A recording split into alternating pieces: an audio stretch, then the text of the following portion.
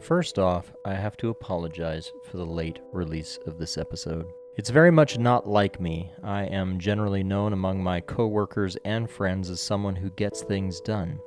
But to be honest, this time when it was my turn to edit, my heart just hasn't been in it. I can attribute this to two different reasons. The first of which is a piece of momentous news that will be delivered later in this podcast. The second is that my relationship with the game of golf has been a little shaky lately. My swing is not where I'd like it to be, my scores seem to be creeping upwards, even my putter, Captain Spock, has been illogically unreliable as of late. And I can't help wondering as I ponder these events if the two causes aren't connected. This is For the Record. Golf, the hardest game we love to play. These are the ramblings of three nerdy golfers. Our continuing mission? Explore strange new swing techniques to seek out lower handicaps and awesome golf courses. And to boldly swing where a safe layup would have been the smarter choice. All right, welcome to another For the Record. Today we have a handicap update, a talk nerdy to me, some summertime talk, a little news from me, and a birdie bev. Is summer talk like similar to pillow talk? Summer talk. Whisper sweet, warm things in your ear. Meow. All right, well, jumping right into it. Handicapped update. How are we doing? What are your swing thoughts, and what's new? What needs improvement? My swing thought is hit the ball. Yeah, Cody's a little bit on the struggle bus right now. I'm gonna empathize with him. I've been there. It's not fun. We've all been there. I don't know. Today's round, we opted to scramble. I didn't have any really terrible shots. I had some that were not great, but the first hole was really bad, but it was bad for everybody. Yeah. It's true. After that, I feel like it was okay. But yeah, last week I went with Eric, and I couldn't even hit the ball. Not with your driver. What am I doing out here? The rest of it you did okay, but your driver was pretty cold. Yeah. I feel like Katy Perry. I'm hot, then I'm cold. I'm yes, then I'm no. What's your handicap right now? 22.3. Is that up or down from the beginning of the It season? is up 0.1. Okay. Good to know. I dropped some really good scores for some decent scores, but not as good. So, yeah, my swing thought is hit the ball. Actually, it's course control. If we're talking, if my serious swing thought is keeping it in play. Yeah. Yeah. But yeah, my handicap has gone up just by a point. But Yeah. I feel like my irons and my chipping and putting is actually in a really good spot. Yeah. It's my drive has just been letting me down. Nice. Eric? For me, my handicap is exactly the same that it has been, 30.5. That's what I will always be. I'm no good. I'm never going to get any better. It's been 3 years, a 30.5. I guess that's just what I'm going to accept. So for me, my driver has been warming up a bit. I've been getting some pretty good drives. There's some mishits now and again, but overall, I'm pretty happy with my driver. My irons are doing just fine. And I said the same thing last year, my wedges, I can't get the feel. Anything that isn't a full swing, I don't know how hard to hit it. I hit it long, I hit it short. My putting's been doing fat. Yeah. My putting, I listened to a thing about, instead of trying to get it past the hole and getting it really tight, like try and get it within, a 3-foot radius of any part of the hole. And that has really helped me. I feel like I had some really great putts today. Last week I got the putter guys. Like I've had the putter guys since I thought that thought. Yeah. The Vengeance was doing well for you today. Yeah. And it's been really helping. But I need help with the wedges and I don't know how to do it. Eric almost canned like a 25-footer, like a super slippery 25-footer downhill. And it missed by millimeters. Yeah, it was pretty close. Such a good putt. Cody did get a solo bird today on a par 3. He did. Within like 12 inches. It was less than a foot. Yeah. It was a tap in, which was fantastic. What's really funny about that, I don't want to detract from it. It was magnificent. We know that hole you can miss left, and the hill will kick it onto the green. Yeah. I understand you missed it quite left. It wasn't quite left. Not It was just a quite little left. It was just There's off just a on the little hill. mound, and so it went to the left, and kicked on to within a foot, but which we is didn't see great. it. It looked like So it it- hit. Yeah, go ahead. It disappeared past that mound that's in front. That's just to the left. So we thought that usually you can see it bounce and then a dramatic bounce on the green, which is what Eric's did. Yeah. And we didn't see that. We saw it move a little left and then just disappear. And it took so- a really long time. Yeah, and so I assumed that it was just stuck in the rough on the side of the hill or something. And then as you were walking up to the tee box, I'm just sitting there watching it, and I see this cute little ball roll up right next to the flag, and I went, Yeah, I would have been. I would have been very happy for you if that had gone in the hole, but I also would have been kind of ticked off because I had to zip to the restroom really fast. I do not want Cody's story to be the old man Sorensen missed it because he was in the bathroom. I don't need that to be a story forever. yeah. What about you, John Paul? So my current handicap is a 19.6. It was a 19.6 at the beginning of the year. I got it down to a 19.3, and then it went back up to a 19.6. So it's unchanged as well. But I'm on a good trajectory right now because I have two swing thoughts that I'm working on. I have two things that I'm working on in my game. Number one is tempo, and I was talking with Eric about this earlier. When I can make myself have a nice smooth tempo, I'm consistent. Like I can make good contact with the ball. I still have some face control problems, so I'll push them a little bit right or I'll tug them a little bit left. But I'm making contact and the distance is pretty reliable for me.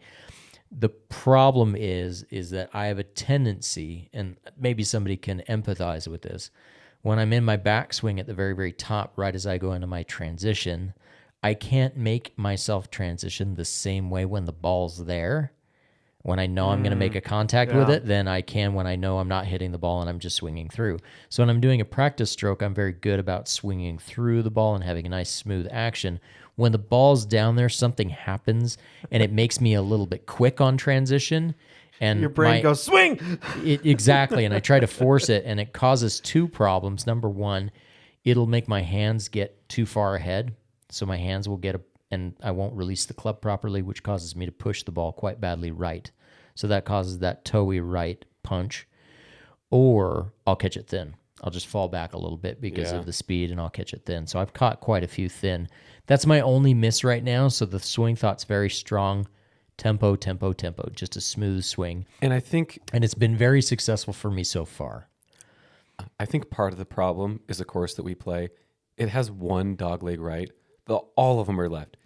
And so if you miss left or miss to the right, it's almost always trouble and very difficult to recover from.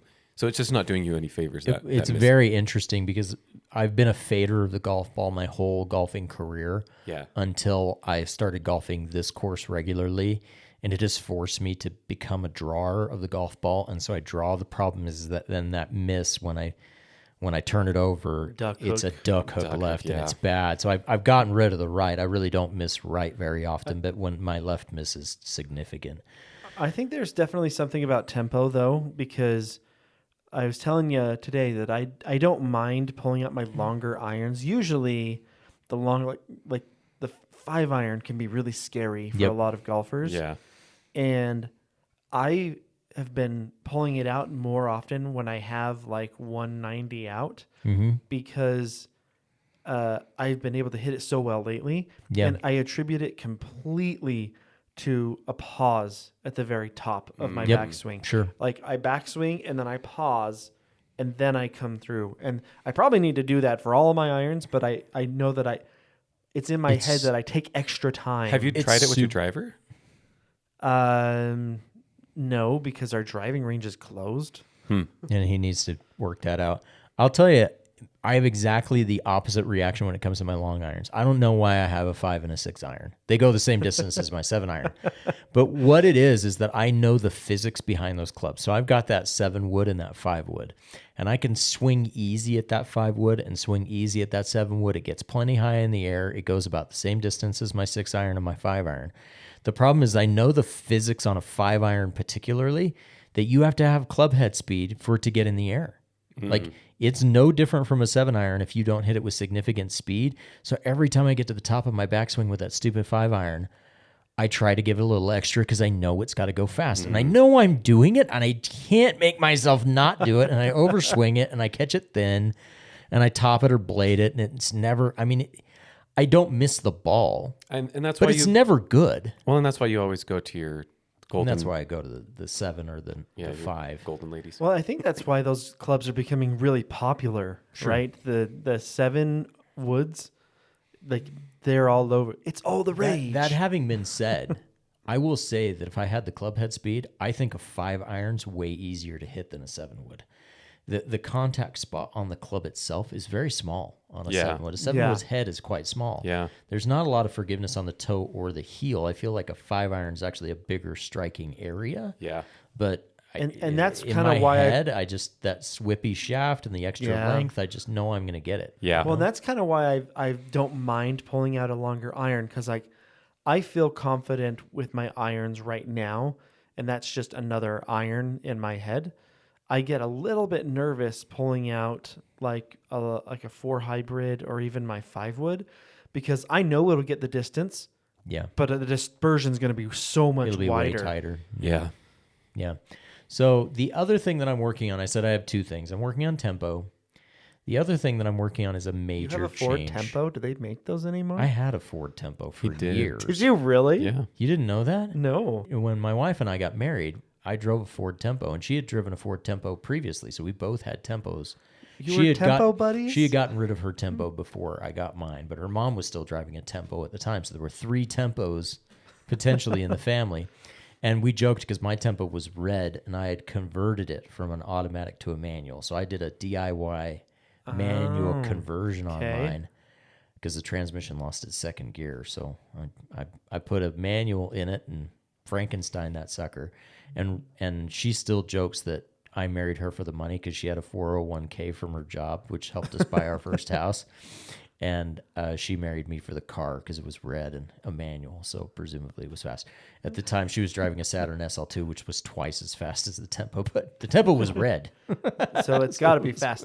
Yeah. Did the Tempo have a nickname, by the way? Yeah, it was the Tempo. Okay, great. Yeah. Sorry, that's completely tangent. Back on your Tempo comments. So Tempo's the one thought. The other thought is I'm working on putting. And I talked a little bit about this earlier off air, but this is a major change for me. I have really terrible eyesight. I have a bad astigmatism. I've talked about this on the pod before.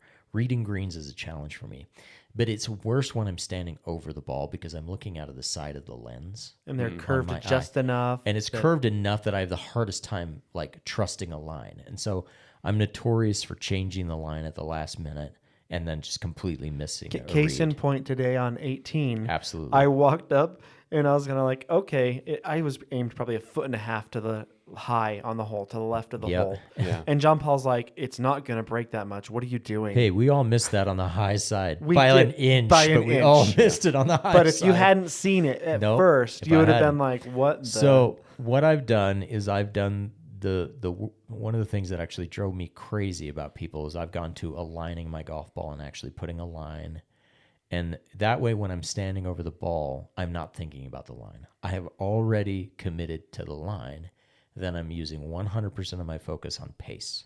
Is it hard to do that mentally? Because for me, when I'm standing over the ball and I look at it, I have kind of like that. It's getting the easier. I have that like video game where like I see the line, I Yep. draw it with my head. It's getting easier, and I wish I could do that. I've tried that for years, and I'm just not good at it. So the alignment comes with 2 changes. Number 1, it's a slower pre-putting routine, which I'm conscious about. So I'm working on trying to make it faster because my fine motor control isn't great. So actually getting the golf ball to line up where I think it's going to and getting that teeny tiny line adjusted on the intended line, that's more tricky than I thought it was going to be. So that's hard. The second part of it that's tricky is that I'm just conscious about being a fast player. And that just takes time. And so I'm working on trying to trim down the time. But I will say that I have gotten the Puttergeist every single time since I switched to it. And I will say that I'm just more committed to my putt when I stand over to it and paying that much attention to pace. I'm not leaving him way short and I'm not pounding him way long. I've left a few a little short, and I've hit a few through the break, but it's not nearly as bad as it used to be. So I'm curious if you think you can attribute that to a combination of your whole routine or the fact that you're now just being conscious of putting. I don't know how to disaggregate that. But no, I would say it's better because I- before he'd walk up. It's definitely better. Oh, but yeah. Well, like no, I'm the- saying it's definitely his routine because before we'd walk up and he was so wishy-washy and Yeah. we'd be like, oh, we're reading it this way. And you'd be like, I don't see it that way. You'd go I'd to change line up it the putt. over the ball. Yeah, you'd change it like 2 or 3 times. Yeah. And then you'd miss and be like, I should have trusted it. It's like, yeah, just trust it. Yeah. So when you stand over it and you have your line, the stripy stripes pointed a certain way, I think it would be really hard for me to not stand over it and be like, I want to hit it It's over the here. most difficult part about doing it. And I just have to tell myself, nope, you've lined it up. Yep. Trust the line, focus on the pace. That would be And, hard and for if me. you've got the pace right, that's the funny thing about golf. You can have the line quite wrong. If you have the pace right, you're never going to be far away. No. Yeah. But and we have some tricky greens, and so it can get away from you quick. But I think it's been much better. The other major change that comes from this, though, is that I've golfed the Pro V1 or the Pro V1X for a long time. That's been my go-to golf ball for ages, and then I play the Kirkland as my backup ball. I am currently playing last year's TP5X. Yeah. With the He's joined my with the team. huge lines on it because Yep. lining up that big old stripy golf ball is so much easier than the little Pro V1 line. It's so much more Yeah. visual, and I can see it when it's rolling on the green, know if I've pushed it, know if I've pulled it.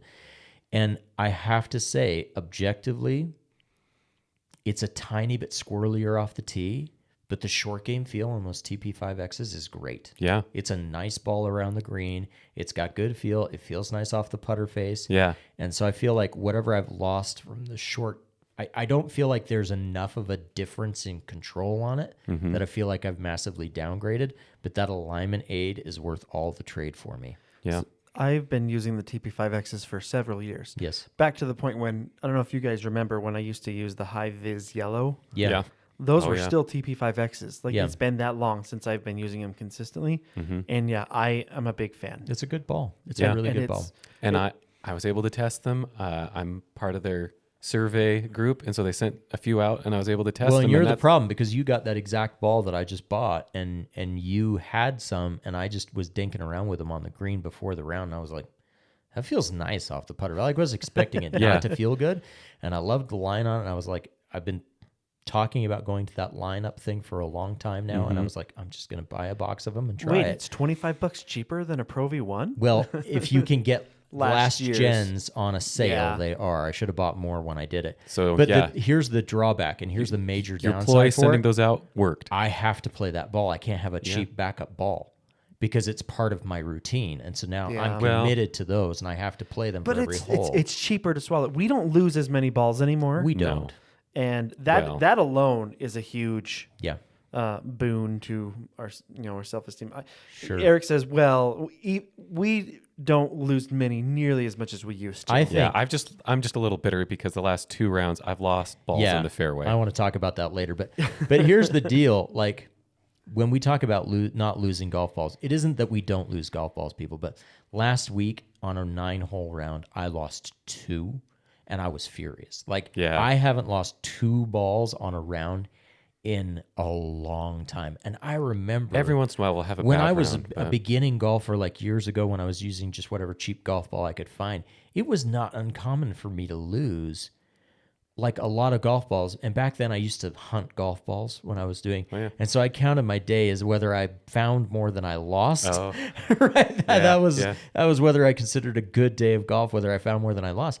But I'm thinking back, like on a 9-hole round, I would probably lose 3 or 4 every time. Yeah. And the fact that I can generally go 2 or 3 rounds on a golf ball now Yeah, that's true. is a big deal. I would say about the same. Previous season TP5X 1 dozen right now for the stripe on Amazon's $45. I know, and I Yeah. need to buy a couple That's boxes good. and put them in the basement Yeah, because they're- that's not their normal price. Normally they're a $55. And they're not going to ball. stay like that. And the Pro V1Xs are 59. I mean, all of right them are now. the whites, the yellows. They're all 45. Yeah. Yeah. So TaylorMade, your survey group sending out a trial, you've sold at least a couple of us. You got 2 customers who are paying customers who are now bragging on a widely distributed podcast that they don't lose golf balls, so you'll get no business from us. So anyway, that's my change. I'm hoping it pays dividends. So far, the putting has been much better.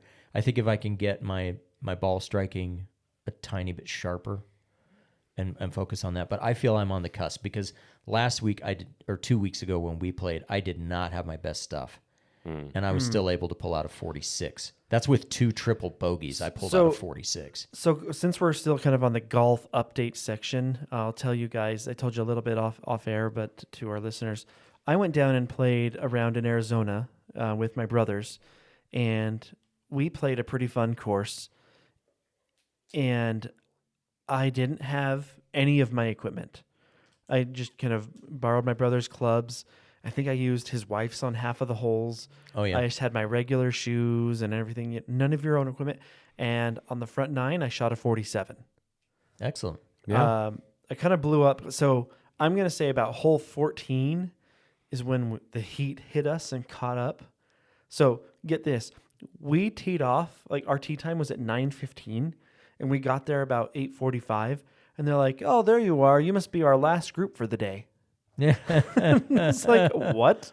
What? Last group of the Welcome day to at Phoenix. 9:15. Yeah, seriously. In the morning? Yeah. Wow. 9:15 a.m. was the last teen group. If you was go us. out at like 11:30 in Phoenix, you will die before you get to the 18th hole. Well, and that's what I'm saying. About hole 13, 14, right in that range, the heat caught up because I was feeling really good until then. Mm-hmm.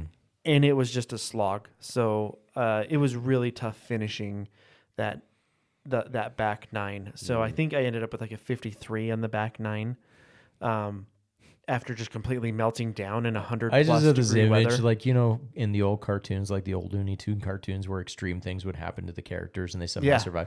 I just had this image of Cody literally Melting. melting on the course. So last year, 2 years ago, I guess, man, I was at a work trip in Phoenix, and the place that they had it had a golf resort as part of it, and a water park. And Okay. there were golfers like towards the end of the day when it was really hot that we'd see them like walking, and they'd just walk into the water park and jump in the lazy river for a sec and then jump back out and keep going Just to in play. their golf gear, just like, Yeah. Yeah, I believe it. But my point of this story, besides the little update, it was a good round. I loved playing with my brothers, and it was good to spend time with them. But I didn't have any of my stuff and not my best game, and I shot a 47. Yeah. Like, there's definite improvement. Maybe we should take in- your equipment away more often. I think there's one particular piece of equipment that John Paul and I would both be interested to see you try differently. What's that? Are you thinking the same thing? I don't know. Let's Tell hear. me, what do you think? There's a particular piece of equipment of his that we both dislike. Well, now I want to know. His driver. Yeah, neither one of us like your driver. That's fine. Yeah, I'm you just- love your driver. We hate You your love driver. it. I feel like your driver is not particularly forgiving. I like my driver. I don't know if I love it, but I like it. Yeah, I think if you tried out a different driver, like I would be interested to see what you come across. Maybe. It is my newest club.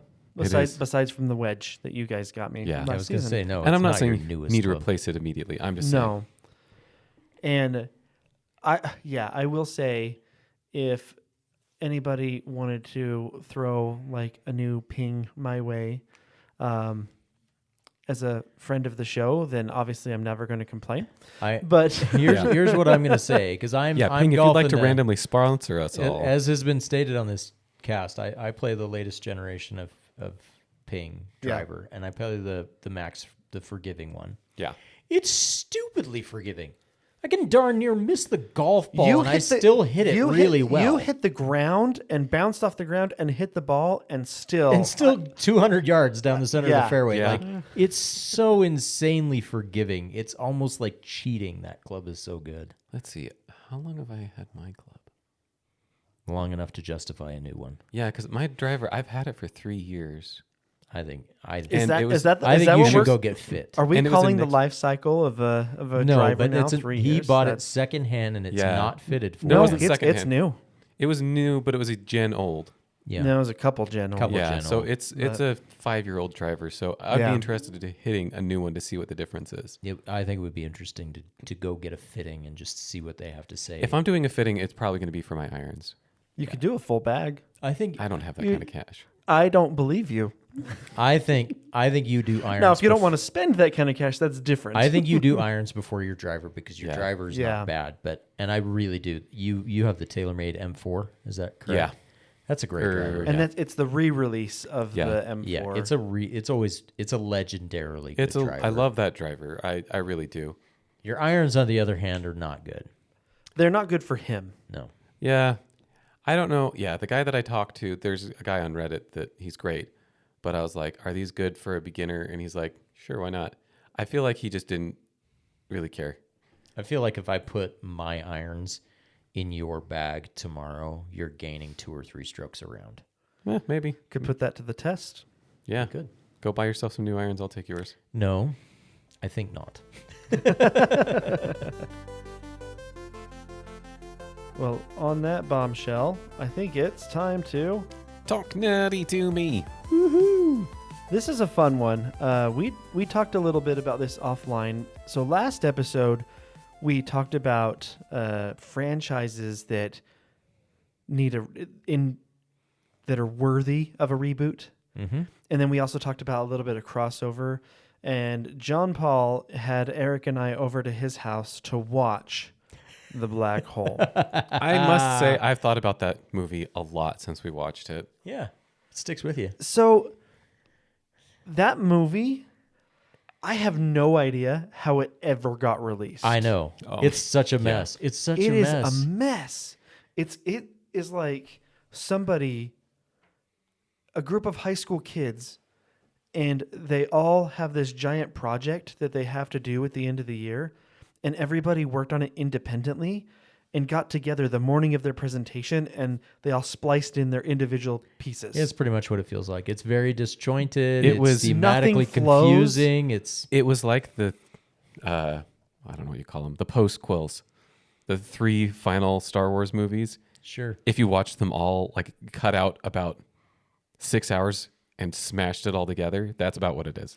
You know what though, but I stand by what I said last time we were on the pod. It's got bones. It like has there's really a good- lot Yeah. there. Like Really good concepts. Like if you wanted to go, like there's thin some bones. good. Thin bones.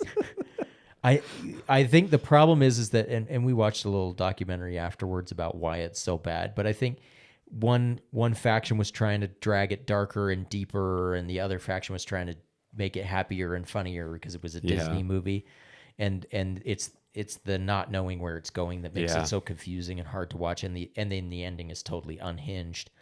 Yeah. But you could go in Save me either from of those Max. two directions as long as you commit to one Yeah. of them, and it would be good. Well, Like Maximilian, Guilty. Maximilian versus Vincent, I'll pay to see that all day. That's great content. Or the deep dark craziness of Reinhardt, I'll pay to see that all day. Just don't put it in the same space. yeah, I they could have pulled it back a little Sure.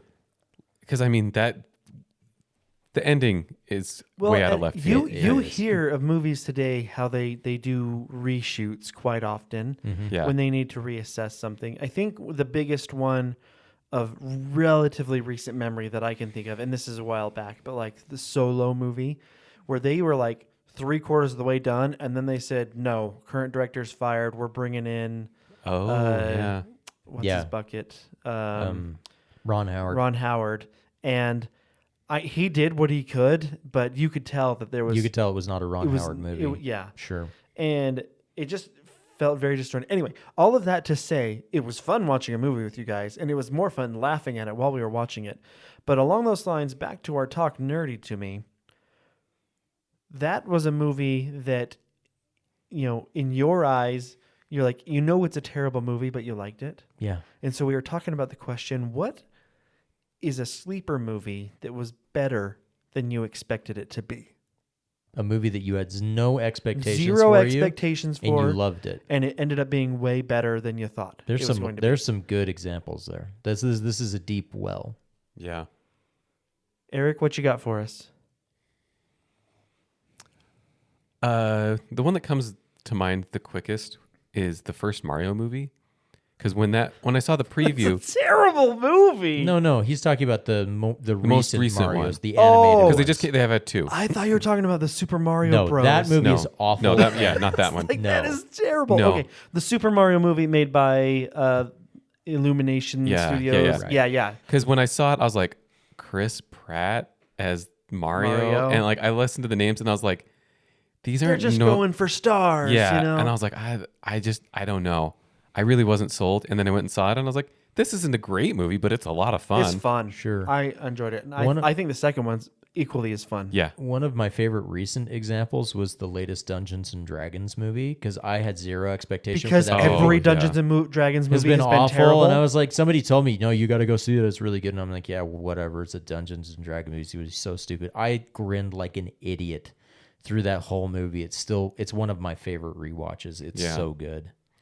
another one that I had no expectations from was Onward. That's one of your favorite movies. Yeah, well, yeah, and it happened. Part of it's because it came out right after my dad died. Yeah, we would touch those chords for sure. Yeah. So yeah, my family's watching and they're like, "Oh, that's a fun movie," and I'm over there just crying my eyes out. I'm like, oh, my dad. You know, another huge one for me that really surprised me was the Steve Carell Get Smart movie. Oh, the I like had- the James I don't Bond think I kind had of vibes. no expectations. I thought that movie was going to be incredibly stupid. I'm like, really, Steve Carell? And I liked Get Smart when I was a kid. And oh my gosh, it's so good. And it's such a good rewatch. Like, like everybody in it is 100% committed. And they all bought into the bit and played it hard. And it's very enjoyable. Another one great with movie. actors, two of them, that I was like, Stranger Than Fiction. I was like, Yep. That's yeah. in my top 10 yeah, movies that one's of an all amazing time. movie. I And love that movie. Secret Life of Walter Mitty.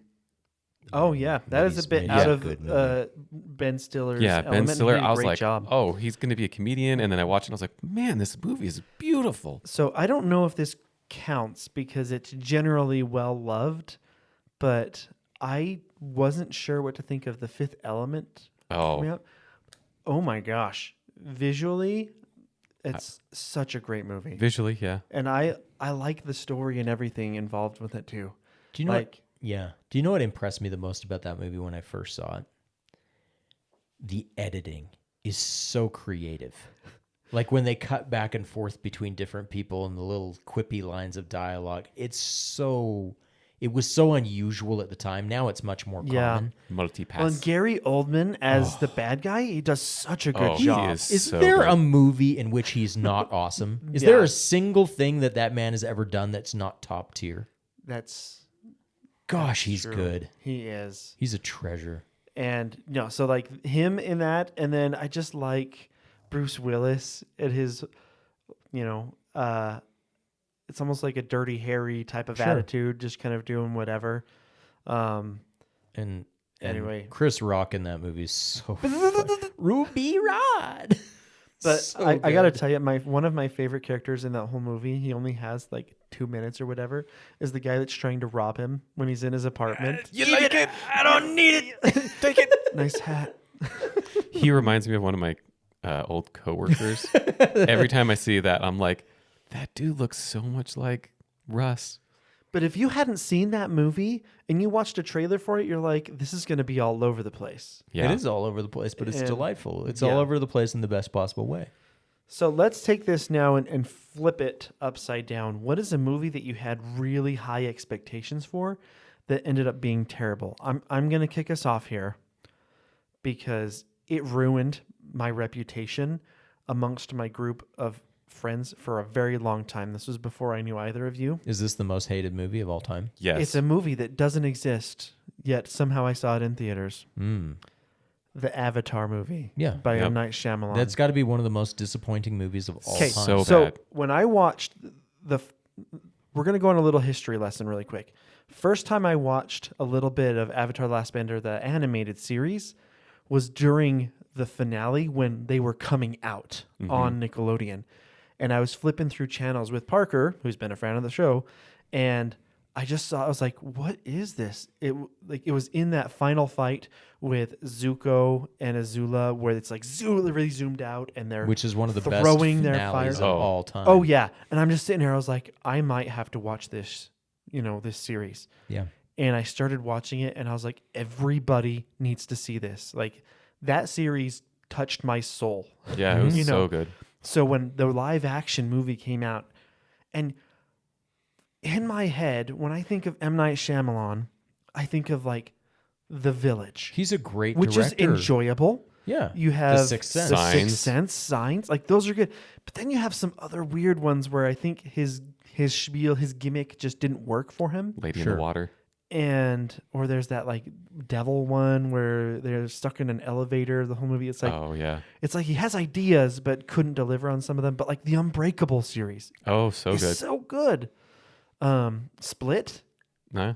yeah. Anyway, so I'm like, okay, this is gonna be good. M. Night Shyamalan's done some really good movies. It's a great story. How could it go wrong? Oh my gosh. Literally the worst movie. I grabbed a whole big giant group of friends, probably about 20 of us, because we're like, hey, let's all go to a movie together. And I made them go to that movie. Mm-hmm. My reputation was charred for life. Yeah, it would be. No, I'll tell you, I have the opposite experience with that same movie because there were some people at work that knew that movie was coming out, and I had never seen the cartoon. And they were like, "Oh, you have to go. It's the coolest thing." And I was like, "How cool can it possibly You were on the be?" other side. Right? I was on the opposite side, and I walked out of that movie. I did not finish it. I left during the crescendo of action thinking this is the stupidest thing anybody's ever done. And here's what it robbed me of.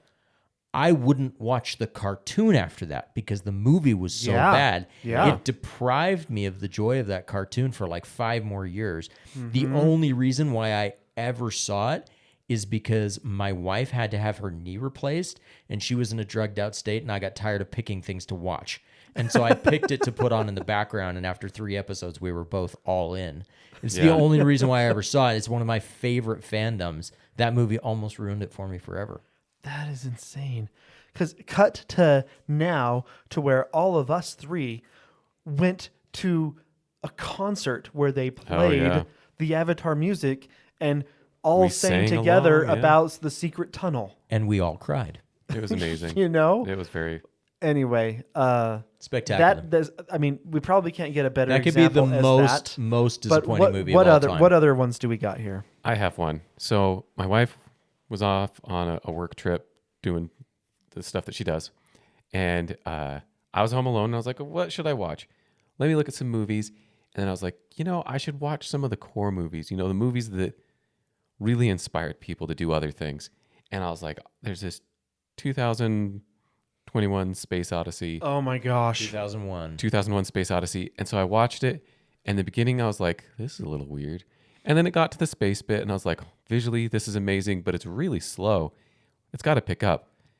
And then it went clear out with the space baby, and I was like, and then it ended. And I was like, that is what everybody talks about as like one of the best movies you know ever. what- That was so disappointing. Do you know what makes that movie so annoying? Is if you don't enjoy it, you feel stupid because you think certainly there's something going on here What that am I I just missing? don't understand. Clearly, I'm not intelligent enough for this level of high art. No, there's nothing there. It's just weird and it doesn't make sense. It is really slow. And the only reason why it was ever any good is because it's pre-Star Wars. It was beautiful. If it had been Like, put this- out post-Star Wars, no one would care about that movie at all. The special effects or the practical effects that they did with the way that people could walk around and everything, incredible. The set designs, the costumes, all incredible. Visually, amazing, impeccable. Can't fault it. But story-wise, just weird And that's why and slow. I think that at the root of what a movie is, it's storytelling, right? Yeah. And that's okay. This is totally a tangent, but it's why I think Nintendo does so well in the world of PlayStation 5s and really powerful PCs. Tell better Because stories. the Nintendo is significantly underpowered, and yet the experience that you have can be just as enjoyable because of the storytelling and the way they utilize what they have. They're I mean, very Breath of the intentional. Wild, such a good story. Yeah, but back on movies. I pulled out Wii Bowling the other day Yeah. for some young men who had come over to my house for an activity, and it still plays. Yeah. That's how many years later? It's awful hardware. I've got a little upscaler on my Wii that it kind of Yep. tries to up it to 1080, and it's still awful graphics. It doesn't matter. That game still plays. It's still fun. Yeah. Archery. John Paul, do you have a movie that you had high expectations for that fell beneath Man, your there's standards? so many of them. I'd probably get in Oh, trouble. you got high standards, huh? There's a couple of them that'll probably get me in trouble. Solo. I One feel like that- all of us going into that when we I thought it was going don't to be. mind that movie. Yeah, I don't mind it. It's I not did- I great. had but low I've- expectations yeah. for Oh, Right. I went in thinking it was going to be amazing, and it was still fun, It's but it wasn't. okay. It's fine. Yeah. I mean, The third. okay, this one's a little bit more complicated. The original Starship Troopers movie, I don't like. And I'll tell you why. Because at the time, I grew up in a culture where it was very taboo for people my age to watch R-rated movies, and it was an R-rated movie. And at the time, I was a huge BattleTech nerd. I loved playing BattleTech and other similar board-top games, and it looked like the perfect piece of sci-fi. I was like, this is my dreams come to life. It's going to be fantastic. And I kind of sold myself out a little bit and snuck out to go see that R-rated movie and everything. And I hated it. It was so dumb. I just didn't like anything So about it. Fun story with that same Stupid movie. I accidentally watched it when I was like 12. We were like it was on TV late night, and we were like, oh, what's this? And it wasn't edited. It was just the full movie. We're like, whoa. Just nobody cared. Yeah. Another really, you guys have never seen this movie, guaranteed. But like I said, I was a BattleTech nerd growing up. They made a movie that was a BattleTech adaptation. It was like a Temu adaptation Okay. of Like a BattleTech. knockoff? It's like a pre-early Pacific Rim kind of giant fighting robot movie. And I was so excited for this movie, and I waited for weeks for it to come out to theaters. I talked my parents into buying tickets, which we did not do often, and I was going to go see this movie when it came out. I'd saved up allowance money to go do it. I never got to see it in theaters because it was booed out of the theater on its premiere. It was in theaters for one half of one day in half of the United States. It was so bad. Wow. It's called Robot Jocks. Can you find it on like YouTube or anything? It would be interesting if anybody wants to see an objectively horrible movie. I'm down. It's called Robot Jocks. I found it on VHS. Wow. Several years later, I was like, finally, I'm going to get to see Robot Jocks. And I watched it. I was like, oh my gosh, how did anybody even spend 5 minutes on this man. movie? Do It's you- so It bad. looks Do you bad. remember Mystery Science Theater? Yeah. Where Oh, they would love that movie. Their They- whole they- thing is they about would. commentary on terrible movies. So one for me that my wife and I watched the other day was the Jack Black, Paul Rudd, Anaconda Mm-hmm. remake. That the whole premise is They're want trying to make- they want to remake the remake Anaconda, the right? original Yeah. Anaconda. It was the dumbest movie I've ever seen. I thought it would be dumb, but I thought it'd be funny dumb. And it wasn't. It was And it was just dumb. dumb. Like, So- I don't even think you could enjoy that movie being high. That's saying a lot. Apparently, that movie, I just looked it up. It was made with an extremely low budget. Yeah, I know. And I was super excited for it, and it was awful. I mean, That was very disappointing. Low to me. budget doesn't mean much. It doesn't though. have I to be mean, bad. it's from 1989. Okay. Like back then, low budget did not. You know what a low budget movie that did fantastic that I love? Nacho Libre or That- Napoleon Dynamite. Those that movie, budgets are tiny. Nacho Libre will go down in history as one of the greatest movies of all time. It's so quotable. You can drop a Nacho Libre quote anywhere in a public space, and someone else will echo it. Oh, for sure. It's so well known. It's so quotable. Yeah. I love that movie. That's the best road trip movie ever because when you're driving in a car and you want something to kill the time, we do movies that we know so well that we won't be tempted to watch them, but we can listen to them. You can listen to that movie and visualize the whole thing, and it's fine while you're driving. It's a fantastic. road That trip might be movie. another good question. What's a movie you could listen to without watching and still enjoy? Nacho's one. I have several that are good ones that fall into that category. Another one that I can listen to but not watch is History of the Future Folk. Oh, That's Well, that's such, music. That's music heavy already. It's a music heavy movie, but it works beautifully for that. Oh, we need a copy of that. I don't even know if you can pick that up anymore. I have a DVD copy of that. Yeah. Physical media, people.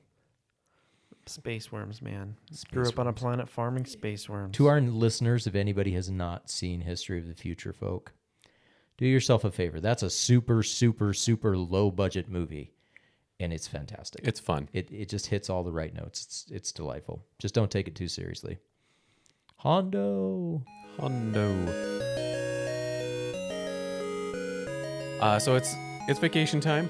What are your top 3 best vacation spots? For summer vacations? Yeah, anywhere. Summer vacation.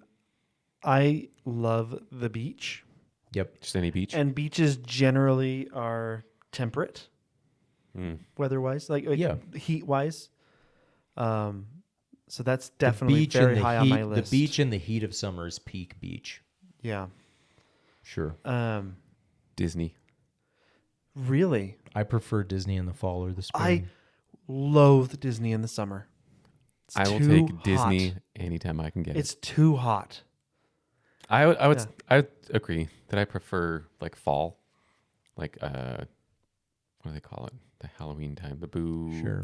Christmas is actually my favorite time in right around the winter, but it's still like fall weather. But in terms of like summer, give me a beach, give me mountains, Sure. Camping or in the mountains. like a lake, something like that. Park City's pretty fun in the summer. Up in the mountains, Yeah. or up at Sure. elevation, yeah, sure. Alaska was fantastic. I'll find that out.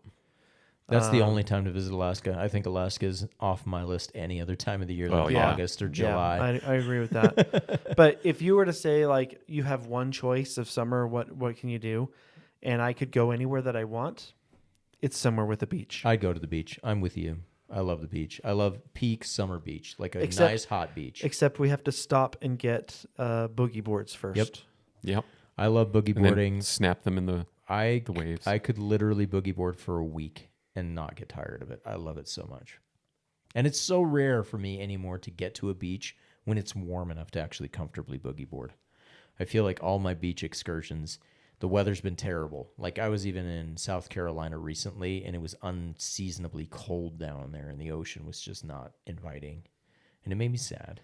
What about you, Eric? You just Disney? Yeah, Disney. I like Disney a lot. I did something fun at Disneyland this last time, and I would highly recommend it to anybody who's gone. We recently went. I put a list on my phone of random questions to ask strangers yeah. in line. That was a lot of fun. So I'll real quick. I would I'll- hate that. Yeah. No, it was great. No, I some mean, great I would- people. I would hate- Actually, I would come and go. I'd have to, if I was feeling up for it, that would be a lot of fun. But if I get past my burnout stage, I'd be like, this is the worst thing ever. I probably wouldn't respond. Just the guy I am. Yeah, but reading your face, I'd know better than to ask you. Yeah, that's fair. The reason why I like Disneyland, I have a really young kid. I have a kid that's pretty adventurous. Then there was my wife and I that are up for anything. It's a place that I can go and know that all of us can have fun. You mean like Walt Disney originally intended? Yeah. Whereas, like, if we go to, I don't know, like the beach, my kids Kids are done after a couple hours. Yeah. Sure. Yeah. No, I totally get that. I get that. That's a very practical answer, Eric. My answer was at my own consideration. Yeah, I don't. I wasn't I thinking don't know how about you're- anybody I get- else there. The problem with me is I get stressed when like if I'm doing something and I know someone's unhappy, I can't get past That's that. totally fair. Now, if I'm talking about family vacation, that does slightly skew how I would approach it, and I And probably that's true would. because my wife and I are a perfect example of this because I love heat.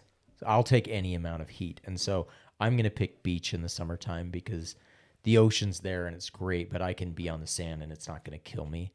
My wife, on the other hand, breaks out in hives. She just can't do the sun for any amount of time. So while she loves the beach, my guess is her druthers would be she would prefer camping to beaching. I Yeah, would that makes prefer sense. beaching to camping. And so we go to the beach when we can. Where obviously we live super far from it, so that's not a hard thing, but we camp way more than we beach. And I But think of those things, it's like, yes, if I had my druthers, but if someone said, "Oh darn it, you have to go camping," I'm not going to complain. I'm all in. I enjoy it. So we just kind of Yeah. compromise on that No, one. that's But fair. I love camping. Particularly, I love camping. I love low key camping. Like I can take my Kindle camping and just find a chair, put a bug net around myself so the insects leave me alone and do nothing for 3 days, and it's fantastic. Yep. On the opposite of this, what's your place that's you feel like is just overrated that everybody loves? Disneyland in the summer. Ouch. Don't get me wrong. You guys know me very well. I love Disneyland, and I've gone many, many times with my family. And we, whenever we talk about vacations, it's always up for consideration. Mm-hmm. But the summer is just, it's an X-nay for a while. I have to go back. I would, if I was to repick a place that was my favorite vacation that I think I've done, at least recently, our San Diego trip was incredible. Gosh, that was a good trip. And again, San Diego is close enough to the coast that it's Yeah. temperate, and there's enough to do around that it was a lot of fun. And we got to go do Torrey Pines, and it was incredible. So I would not call San Diego overrated. We're talking about what you think is overrated. No. No, I was he was- talking he about. I was was going going back. I to know the you went original. back, but I'm saying now when you flipped it I'm and gonna talking about now. I'm gonna poke Eric where it hurts because I've been to what I think is the most overrated tourist spot on planet Earth. I hate Paris so much. I hate Paris. Every stereotype that you've ever heard about Paris is 100% true. It's an awful place. I was that there bad. for 8 hours and it was 7 hours too long. Oh gosh, go to the Louvre. Oh my Wow. gosh, go to the museums. That is hated a hot Paris. take. Yeah, I'll fight you on that all day. It has the best museums in the world. It's Can you give me a nutshell of what was so bad? Do you guys ever watch? don't The go Simpsons? there in the summer. Do you guys ever watch The Simpsons? Go there in the off season, and it's incredible. It's beautiful. You guys have seen several episodes of The Simpsons. Yes. Remember when he takes his family to New York, and he's trying to get his car back that got yeah. booted, and On the Kakalash. yeah, and Marge and Lisa go and have a fantastic time and do all these sightseeing and ride on the horse and buggy and have a great time. And Homer's like, I hate New York City. It's terrible. And all these bad things happen to him. It could be the I'm same guessing thing. that had like Here's the deal though. You have to go there for a little while. I have traveled the earth. I'm not an untraveled person, and I'm used to chaos. Like I can go into some big cities and be okay. And it's a little bit stressful, like with public transportation, everything of that nature. I was expecting Paris to be much cleaner than it was. It isn't. It's filthy. It is Well, if you're in the metro. disgustingly filthy, and you don't have a choice. There's no other way to get around. You're in the subways down there if you're doing it, and the subways are You don't have to. objectively terrifying in Paris. You can go above ground. There's But buses everywhere. the thing that bothered me more about Paris than any other thing is that I can see not loving tourists. I can see that, okay? If you live someplace and it gets wiped out by tourists, I can see being resentful of that. Paris relies on tourism. It is their number one industry, and they hate tourists. Yep. Like the derision of how dare a foreigner be in my city. Like unbelievable. Oh my gosh. It's not anybody. it's just John Paul. It's just American. It's just American, but you can feel that, and like Yeah. I couldn't get directions they- from anybody. they don't I hate me. couldn't get help because you speak French. Yeah, if you try and speak French, like show them that you've actually learned, they will be nice to you. I'm not going to learn French Not gonna for lie. an afternoon in Paris. If I was traveling over to Europe, I would put like a Canadian flag on my backpack. You're not Yeah. wrong, but this is before all of that. Okay, But I hate. if I go to any country, I am going to try and learn a little bit of their language to communicate. sure. And that's all you need to do. It's funny you say that because there's a whole bunch of videos of people like going to France and trying to use their French to order like a baguette or something. And they say like every time the conversation goes like I tell them in my broken French and then they just look at me and be like, and they speak in perfect English and ask if I want the thing. Yeah, they all speak English. They do all speak English, and but it was possibly just a me experience, but It was. I had a horrible day in Paris, and I would never go back. Did you get any good patisserie while you were there? I had a croissant and it was okay. And I was expecting How it to do- be better than okay. We need to How does go- it compare to my croissants? Nothing. Your croissants are 1,000 times better than the croissant. That's that what he I was had like. there. That's what I wanted to hear. We need to go again. I will take you to some good patisseries. I will take Well- you to the museums, and then we'll go to the Normandy I was D-Day going beaches. to tell you about this because I have a friend at work who actually told me that he's a funny guy, but he's like off the cuff in the middle of a conversation that had nothing to do with. He's like, "Have you ever looked at a chateau?" And I was like, "What?" He's like, Castle. "You should look at a French chateau. Like the They're south of shockingly inexpensive." And I was like, "Your definition of inexpensive and my definition of inexpensive must be wildly different." He's like, "No, go look. You should get a chateau." So I went home to Rachel and I was like, "Hey, this guy says we need to look at a chateau." And he's like, and she was like, "We're not looking at a chateau unless Eric and his wife want to buy it with us, and we can go and share the chateau with them." Because Okay. we're not going to France Deal. without a French speaker. Well, look into it. Let me know. Birdie Bev, time for another Birdie Bev. Birdie Bev, Birdie Bev. Time for another Birdie Bev. What are we gonna do This for week's Birdie Bev is brought to you by. Spreacher? I always announced it Sprecher. Sprecher. Sprecher? This is a Sprecher maple root beer. We will have to see if it tastes German. So Sprecher makes a normal root beer, but this maple one apparently is pretty well loved in the No, root beer it's the community. flavor of the month. Maple nut crunch. This is a non-diet root beer, John Paul. So take it easy. Tacarisse. Take it easy. Grace. This comes to you all the way from Wisconsin. What? I was expecting it to be German. It says it's fire brewed on the label. Fire brewed. Yeah, apparently. Okay. We don't have any pencils and paper, so you guys are just going to have to remember your number. And I think I got mine. I'm ready. Eric's contemplating. Go for it. I'll start. I'm probably lower than you guys. I'll bet you rank this high. I gave it a 7.5. I gave it a 7.5. It's a solid root beer. It's good. It's Yeah. got a nice flavor. I think this one in the bottle has lost a little of its carbonation. What's your score, Eric? I was a 7.5 Were as you? well. Yeah. Across the board. Wow. I drank it and I was like, I really enjoy that. It's not an 8. No. It's not an 8. It's a 7.5 though. It has a little odd aftertaste as well. It's almost got like a vinegar finish, Yeah. just a titch like acidic. I will say I like this. So it comes with carbonated water. Who would have thought? Glucose syrup, but then maple syrup. There you go. And And the maple gives it a smoothness. I like yeah, it I like does. the It's maple. smooth.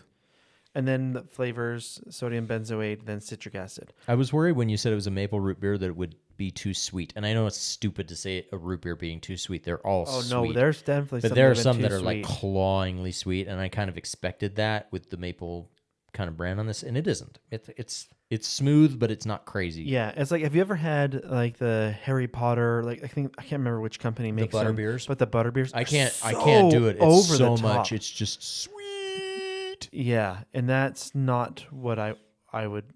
I don't think that's how they taste. I would enjoy that. I would enjoy that at a party. That's a good party root beer.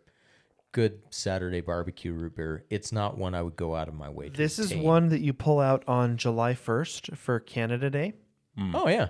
and then a couple of days later, what do you pull out for the 4th of July? No. So you want to mug. drink a A&W. Wisconsin root bear with a German label for Canada Day because it's got a maple leaf on the cover. Yeah, what else are you gonna do? Yeah, it wasn't bad. I knew you were French, so I put together this French meal with French French fries, fries, and French French dressing. dressing. and French deep. Happy Canada Day. Have this American root beer with a German label and a maple leaf. Want my $2? Now, okay, that movie, it came out I think before I was even born. Oh yeah. Movie? Better Off Dead. Better Off Dead. But It's that a skiing movie. that movie falls under better than I was expecting going into it. Really? Because my wife made me watch that movie. She loved it as a kid. it's She quotes dumb. it all the time. And I think I was too old when I saw it. I don't appreciate it It's as much. dumb, But she quotes it all the time. So Yeah, it's one of those movies that has grown, I guess, in our household quotable over the years. That was a tasty birdie, Bev. I enjoyed that. Yeah.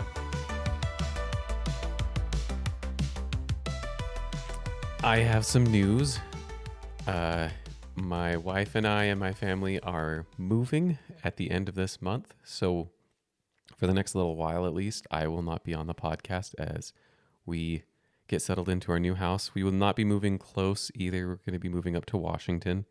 So I will be joining remotely. But yep. So yeah, John Paul and Cody will be continuing the podcast while I get settled in, and then I'll join when I can. Our listeners cannot see the look of total dejection and devastation on our The tone faces. just shifted in the room. They've known about it for quite some time. I know we We are have, but we don't still- like talking about We're it. still not over it, man. We're not going to be over it for a long time. Yeah. I wish you the very, very best, and I hope that you find good friends. No, while I you're hope up it's there. terrible and he has to move back because he doesn't like living No, there. I want him. I want him to be happy. That won't happen. But pragmatically speaking, you're never going to find friends as cool as we are. It's you true. just aren't. It's just a disappointing thing. But we'll look forward to seeing you when we can. Now, that having been said, as this is a golf podcast, I have talked with you a little bit about this off air, but we are not letting you off the hook. Yeah. You will maintain a handicap. We will get updates from you. You are going to continue the game of golf. Yep. And when we get together, we'll try and squeeze in around when we go up Yeah. to you or when you come down to us. And even if that's in the winter months, apparently it doesn't snow in Utah anymore, so we'll still catch a round. How weird is that? We could have golfed about We could have golfed almost on New any Year's time. Eve. Yeah, I kept thinking, today's a good day. I should just go. And then I didn't. There were Weird. probably our course was closed for grass problems, but it was Yeah. closed for snow maybe 5 days this winter. So you want to know something funny? I actually called and booked a tee time. And then the next day they announced they were closing the course for the grass for the repair. grass, and they canceled my tee time. I was like, oh. Yeah. You will be very missed, Eric.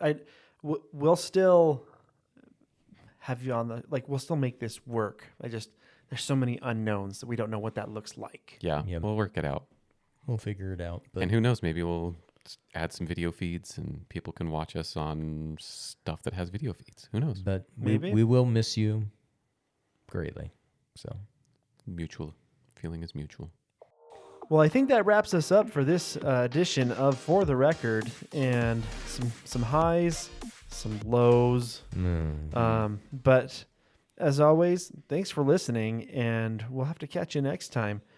Tune in next episode of For the Record as we talk about how John Paul and Cody kill each other in Eric's absence. yeah. How we both struggled not to be over competitive on the course and without the mediating factor of Eric, fail miserably. Well, because I like to sit there and look at the birds. I do so much for the game. You Look at do. that bird. You're- Look at the view. you Look at that tree. you underestimate your influence. Oh, John Paul on and on a final note, though, I do want to put in one plug as we close out. I put in a plug every week for Links and Legends and the importance of people getting on and playing that. But we did a Links and Legends group challenge today where we scrambled our course, and we were successful. We did this earlier in the season. We missed it by 2 strokes, I believe. But today we vanquished the course in a 3-man scramble. We shot even par.